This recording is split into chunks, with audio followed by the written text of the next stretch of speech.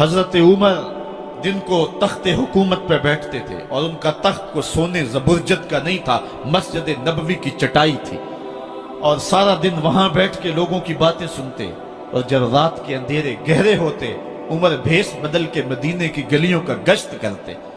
کہا تمہارے گھر سے دھواں نکل رہا ہے اور بچے رو رہے ہیں، ان کو کھانا کیوں نہیں دیتی؟ کہنے لگی عمر کی جان کو رو رہی۔ عمر کے پاؤں تلے سے زمین نکل گئی۔ کہا کیا ہوا؟ کہا 3 دن سے ہمارے ہاں کھانے کے لیے کچھ نہیں ہے، روزانہ بچے روتے ہیں اور میں ہنڈیا کے اندر پتھر ڈال کر کے نیچے سے آگ ڈالتی رہتی ہوں کہ بچے انتظار کر کر کے سو جائیں گے، کم وقت سو بھی نہیں رہے، اور وہ پتھر پکیں گے بھی کیا، اور میں عمر کی جان کو رو رہی ہوں۔ حضرت عمر کا کلیجہ دہلنے لگا، فوراً پلٹے، واپس بیت المال میں آئے، گھی کا ایک کنستر لیا، آٹے کی بوری لی، مرچ مسالہ جات بہت کچھ اٹھایا، اپنے کندھے پہ رکھا، بوری اپنی کمر پہ لا دی۔ عمر بیت المال سے نکلے تو آپ کے خادم اسلم نے دیکھ لیا، آگے بڑھا، کہا میرے آقا میں اٹھاتا ہوں۔ عمر کی آنکھوں میں آنسو ہے۔ کہا اسلم قیامت کے دن میرا بوجھ اٹھا لو گے؟ کہا قیامت کے دن تو اپنا اپنا بوجھ اٹھانا پڑے گا۔ کہا عمر کو آج اپنا ہی اٹھانے دو۔ حضرت عمر وہ گھی کا کنستر اور وہ آٹے کی بوری سر پہ اٹھائے ہیں اور اس خاتون کے گھر جاتے ہیں اور دستک دیتے ہیں۔ وہ جب دیکھتی ہے اس کی جان میں جان آ جاتی ہے۔ کہا جلدی جلدی آٹا گوندو، اور عمر سبزی کاٹنے لگ جاتے ہیں۔ حضرت عمر رضی اللہ تعالی عنہ سبزی تیار کر دیتے، ادھر آٹا گند جاتا ہے، اور پھر اوپر چولہا رکھا جاتا ہے، چولہے کے اندر آگ رکھی جاتی ہے، وہ کھانا پکانے لگتی ہے، آگ بجھتی ہے۔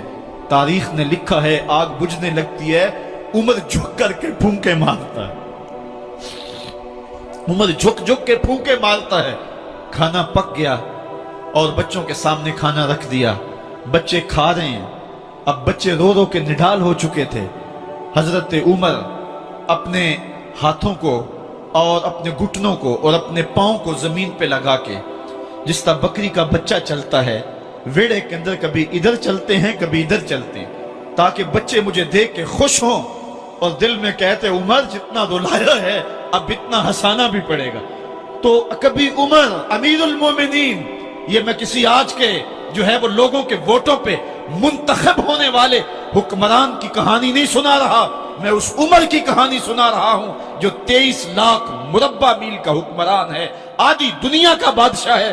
حضرت عمر جو ہے جس طرح بکری کا بچہ چلتا ہے، اس طرح اپنے ہاتھ اور اپنے گھٹنے زمین پہ ٹیک کر کے جو ہے وہ اس طرح چلتے ہیں۔ بچے عمر کو دیکھ کے مسکراتے ہیں۔ جب بچے مسکرانے لگے تو حضرت عمر نے اس خاتون سے کہا بڑھیا عمر کو معاف کر دے۔ اس نے کہا تو اتنی ہمدردی کیوں کرتا ہے؟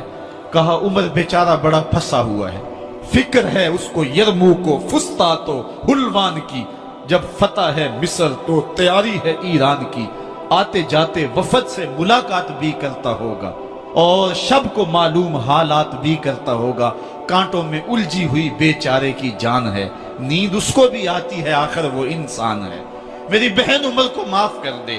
اس نے کہا نانا عمر کی بات میرے سامنے نہ کر، قیامت کا دن ہوگا، عمر کا گریبان ہوگا اور میرا ہاتھ ہوگا۔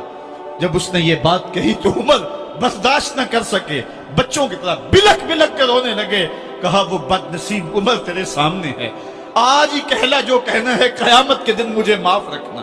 اس نے کہا تو عمر ہے؟ کہا بد نصیب عمر تیرے سامنے کھڑا ہوں۔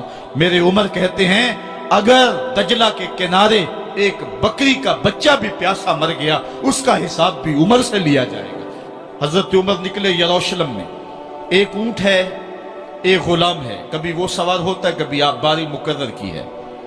جب قریب پہنچے یروشلم کے تو عمر کی باری نکیل پکڑنے کی اور غلام کی باری اوپر سوار ہونے کی آ گئی۔ غلام نے کہا آقا میں مرضی سے اپنی باری چھوڑتا ہوں، آپ آ جائیں، دشمنوں کے مفتوحہ علاقے میں آ رہے ہیں، تازہ تازہ علاقہ فتح ہوا ہے، اسلام کی شان و شوکت ظاہر ہو۔ عمر نے کہا اسلام کی شان و شوکت ایسے ظاہر نہیں ہوتی ہے، اپنی باری پہ تم بیٹھو گے، اپنی باری پہ میں بیٹھوں گا۔ لوگ منتظر کھڑے ہیں، دور سے جب دیکھا کہا اس کی ہیبت سے کانپتے تھے ہم، یہ تو کوئی حبشی لگتا ہے، رنگ کالا ہے، ہونٹ موٹے ہیں، اس سے تو زیادہ حسین اس کا غلام ہے جو آگے آگے چل رہا ہے۔ حضرت ابو عبیدہ نے کہا دھوکہ کھا رہے ہو، ہمارا آقا وہ نہیں ہے جو اونٹنی کے اوپر سوار ہے، ہمارا آقا وہ ہے جو لگام تھامے آگے آگے چل رہا ہے۔ حضرت عمر رضی اللہ تعالیٰ عنہ کو آگے بڑھ کے جابیہ کے مقام پہ حضرت ابو عبیدہ بن جراح نے استقبال کیا، تو حضرت عمر آگے بڑھے اور انہوں نے آگے بڑھ کر کے حضرت ابو عبیدہ کے دونوں کندھوں پہ ہاتھ رکھا، اور سنو حضرت عمر نے کیا کہا، کہا لا الہ الا اللہ انا کنا اذل قوم فاعزنا اللہ بالاسلام۔ کہا کہ لا الہ الا اللہ، اے ابو عبیدہ بن جراح، ہم ایک ذلیل قوم تھے اور اللہ نے ہمیں اسلام کی وجہ سے عزت عطا کی ہے۔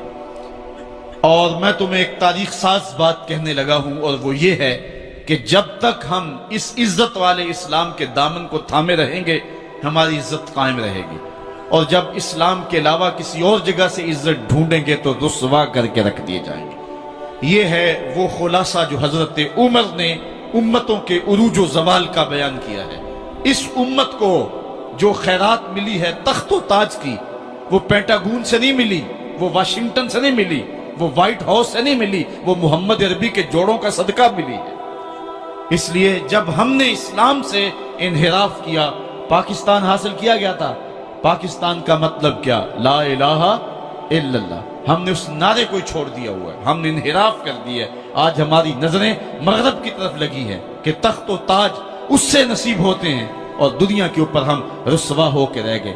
ہماری پستی، ہماری زبوحالی، ہماری ذلت کا سبب یہ ہے کہ جس جگہ سے ہمیں عزت ملی تھی ہم نے وہ مرکز ہی چھوڑ دیا ہے۔ اس مرکز حیات کو، اس مرکز زندگی کو، اس مرکز عزت کو ہم نے چھوڑ دیا ہے، اور دنیا کے اوپر ہم رسوا ہو رہے ہیں۔ انہی حضرت عمر کی کہانی ہے۔ وادی تہامہ سے گزر رہے تھے کہ بچوں کی طرح بلک بلک کے رونے لگے۔ کہا عمر جوان آدمی ہو اور بچوں کی طرح بلک کے رو رہے ہو؟ کہا تم نہیں جانتے، مجھے بچپن کی کہانی یاد آ گئی۔ کہا کیا کہانی ہے؟ کہا یہی عرض تہامہ تھی، میرے باپ خطاب نے مجھے 5 اونٹ دیے تھے، کہا انہیں لائن میں کھڑا کرو سیدھا۔ میں آگے والا سیدھا کرتا تھا، پیچھے والا ٹیڑھا ہو جاتا، پیچھے والا سیدھا کرتا، آگے والا ٹیڑھا ہو جاتا۔ میرے باپ خطاب نے مجھے بڑا مارا۔ کہا ایک عرب کے بیٹے ہو کہ تم سے 5 اونٹ لائن میں کھڑے نہیں ہوتے؟ کہا ایک زمانہ عمر پہ وہ تھا کہ اس سے 5 اونٹ لائن میں کھڑے نہیں ہوتے تھے، اور آج شرق سے لے کر غرب تک 23 لاکھ مربع میل کی حکمرانی، اور انسان بھی لائن میں کھڑے ہیں۔ یہ محمد عربی کے جوڑوں کا صدقہ نہیں ہے تو اور کیا ہے؟ عمر سے تو 5 اونٹ لائن میں کھڑے نہیں ہوتے۔